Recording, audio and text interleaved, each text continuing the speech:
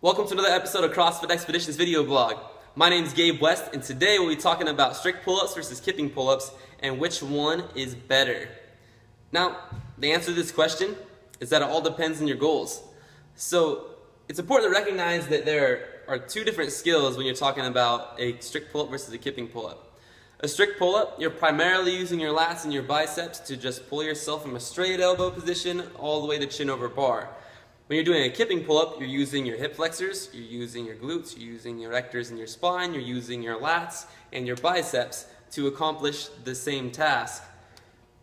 So if you're going for strength and you want a strong back, strict pull-ups are going to be the way to go.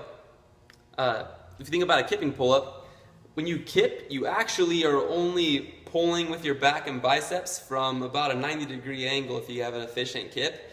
So this range of motion from straight elbow to about 90 degrees is going to be relatively weak because you don't get to work that portion of your back because you're using your hip flexors and your glutes to get up to this point. Now, if you're doing strict pull-ups, you're going to be strong through the entire range of motion. However, there is an important difference to recognize between strength and power when we're talking about these two movements. So when we're talking about power, what's unique to power is that it considers the time component, right? So if you're at a powerlifting meet, for example, and you have two individuals who both are bench pressing 400 pounds.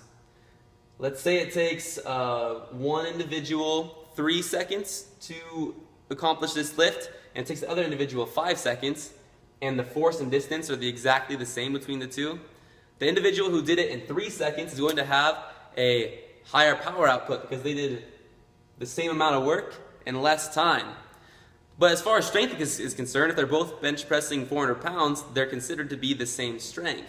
The reason this is important to bring up when we're talking about kipping pull-ups versus strict pull-ups is that if you want to have a higher power output or you want to have a higher caloric expenditure or your goal is conditioning, a kipping pull-up is the way to go because it's more efficient. You're going to be able to do the same amount of work or more work in less time.